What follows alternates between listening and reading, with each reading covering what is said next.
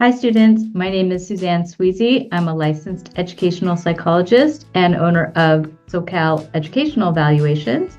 And in today's video, I'm going to show you a sample report for a student, Frank, that I recently helped get accommodations for due to his anxiety on the LSAT. If you're looking to get accommodations on the LSAT, this report's going to show you what an evaluation for anxiety is going to look like that can get you some accommodations. And so this student qualified under anxiety for a disability for taking his test with accommodations, and each report and student is going to be individualized based on their testing results. But for this student, he had anxiety and he wanted extended time on each section of the LSAT, extended breaks. He got 15-minute breaks, and he wanted to get the omission of the experimental section for the test because not knowing which questions were experimental, which ones are real questions, would have created more anxiety in him. So he was able to get those accommodations with having the report, and then I also completed the qualified professionals form for him for submitting to the LSAC board. So if you're taking a similar test, this is something that a qualified professional, either a psychologist or licensed educational psychologist like myself, can help you with. So let's go through the report. This is an anxiety-focused report, but often students also need accommodations for possibly ADHD or some other kind of mental health disability or learning disability. Okay, so if that sounds like something that you are struggling with, take a look at this report and you can see what's included in the evaluation and what the process might look like. Okay, so I'm going to start at the top. This is an evaluation for my friend Frank. Of course, I'm keeping it confidential. I said that he went to UC Santa Barbara because that's where I went.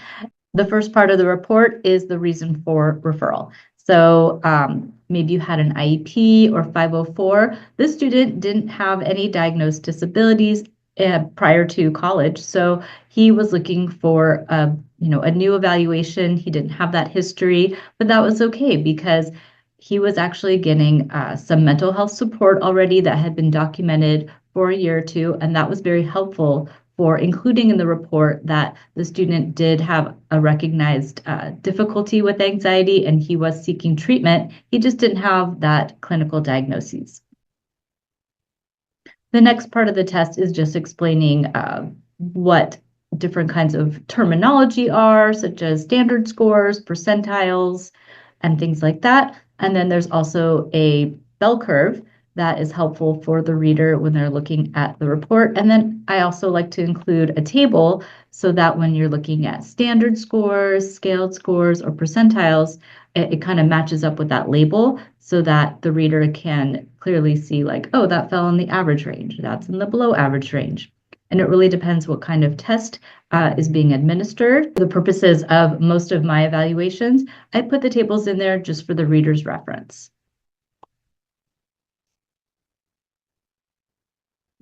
The next section is pretty simple. It's just all the components of the evaluation. It lists what was included. Sometimes it could have some dates on it. I didn't need to put dates for the purposes of this evaluation, but it could have dates on it. And then the next part of the evaluation is going to include all the history. So the main thing that I'm going to do as an evaluator or that a psychologist might do is a clinical interview. And from that, we can gather information such as academic history, health history, or the psychologist might give you a form online to fill out so you can just fill it out prior to the interview. There's also going to be a testing observation that I like to include when I am what did I observe when I was interviewing the student? So I actually didn't administer any specific tests. I didn't have to measure his IQ or anything like that. But during the interview, there were things that I observed, and I put them in the report. And then here's that clinical interview information that's a little bit separate from the health history or educational history. So this just goes into all of the questions that I asked about history with anxiety, history with treatment, family history. Maybe there's some family reasons why This person might have a history of anxiety or is a more anxious type of person, history with testing specifically because he wanted to get testing accommodations. So I needed to show that, not only is the person just maybe anxious in social situations, that doesn't really have anything to do with testing. So I had to kind of interview in a way that focused on why does testing create anxiety? What happens? How does your body feel? What coping strategies do you already know how to do when you take a test and feel anxiety? Or do you completely shut down? Your brain just, goes in a fog, things like that are important to put in the clinical interview. And so things that are important are background history with anxiety and treatment, test anxiety across subjects. Does it happen just with those big tests, or is it with a writing test and a science test, and or is it just very subject specific that the student might feel more anxiety? Next in the interview, I asked some questions about sleep. Sleep is very important, especially when it's related to anxiety. So if I'm evaluating you or somebody's evaluating you for ADHD or another kind of disability, they may ask about sleep, they may not. But for this specific student, I was asking about anxiety because that can impact sleep. And for the student, it did. And then I asked questions in the clinical interview about current living situation. Do they live at home? Do they live with roommates, by themselves, in a dorm? And then also questions might encompass like, what do you do for fun? What are your extracurriculars? What are your extracurriculars? Because if you're somebody with anxiety or stress or depression, it's really important to have some fun activities other than school. School's great. It's great to be a good student. You're going to go on to grad school and have a great career and do great things, but there's a balance in life. So I want to see, does this person have any kind of extra ways they have fun, relieve stress? Do they have friends? Or are they just isolated? So there's all kinds of questions that could go into a clinical interview. And just keep in mind if you're nervous about an interview, and somebody getting to know you, not wanting to share information, this is a confidential report. At the end of the day, it is only sent to you. And, it is up to you if you want to share it with, the college board or some other kind of board. But if you want to get the accommodation, you're going to have to share as much information as possible so that the report really reflects what's going on with you and can explain, why you qualify for accommodations and why you need them.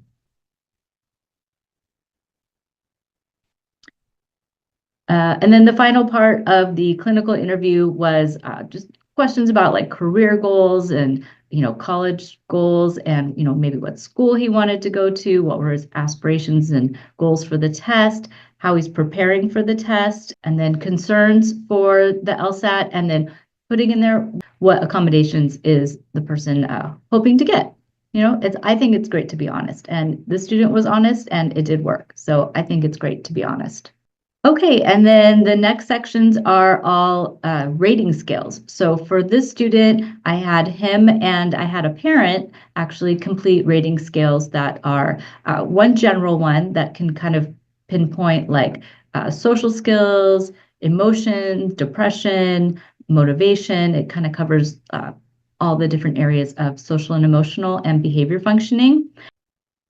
And then these are some of the responses. I kind of summarize the different scores and I put some of the different key points in so that it can really highlight that the parent and the student were seeing a lot of anxious types of behaviors. So the student was worrying a lot, worries about things that can't be changed, appears tense, has panic attacks. So all of these things came up on either the parent or the student's rating scales. For this one, I indicated both. Both of them were seeing it consistently, which is great. We want consistency in those reports to really be able to show that, yes, across different environments, not only is the student internalizing these feelings, but the parent has observed them.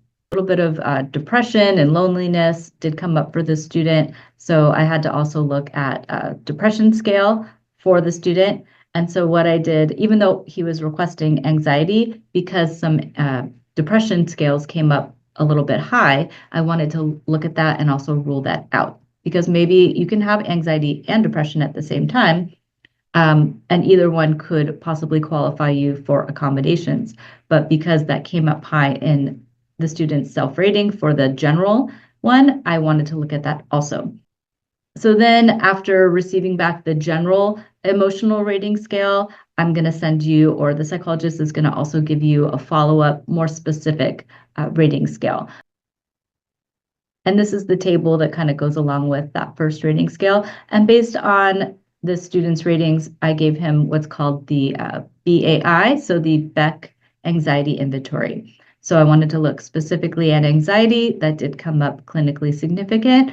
So I was able to do that follow-up rating scale and get more specifics on what kind of anxiety and anxious thoughts, and maybe narrow down what kind of anxiety the student had. Is it specific to one thing, or is it generalized anxiety? So we had a lot of significant thoughts and feelings related to anxiety. And so his ratings were in the severe range. And then, as I mentioned previously, I wanted to also look at depression and rule it in or out, because there was some concern in one of the rating scales that he was possibly also depressed. But based on his self-ratings for depression, he did not have any suicidal thoughts or ideations. He said he wasn't sad or pessimistic. So, looking at his score, he fell in the minimal range. And then the final part, that's all it is. It's clinical interview. And then the final part of the report. So pretty much the evaluation that I was able to do with the student to get the accommodations was the clinical interview, which takes 30 to 45 minutes. And then some rating scales that you and maybe a parent could do on your own at your own time. And then I get the results back and I put it together as a report and determine whether or not you or whoever has a clinical diagnosis of something that could help them get an accommodation on testing. The analysis is going to say, what the results were and what they mean, and then a diagnostic impression based on all of the collected data and information, and then recommendations. So, I have therapeutic recommendations for him, lifestyle adjustment recommendations, and then I put in that testing accommodations and support services. He was already receiving counseling, which was great. So I just said, continue counseling. And then under testing accommodations, I put in, that 15-minute breaks, extended time 50%, and omission of experimental variable section. And then finally, I completed the qualified professionals form for him for submitting to the LSAC board. So I hope this information has been helpful on understanding what's needed for an evaluation for accommodations for any testing that you might have coming up that you're planning on in the future. For this student, he gave me only a 2-week deadline. I'd prefer a little bit longer, but if you have a deadline coming up for submitting for those accommodations, he was able to find out within a week, and it was during Christmas, New Year's time. So that's pretty quick. And he was able to find out, and then he's going to take his test in a few weeks. So I wish him luck, and I wish you luck as well. And if you're looking for help with getting an evaluation, I'm the owner of SoCal Educational Evaluations. We serve California virtually and can provide in-person evaluations in Southern California. So SoCal Educational Evaluations. Okay, thanks for watching.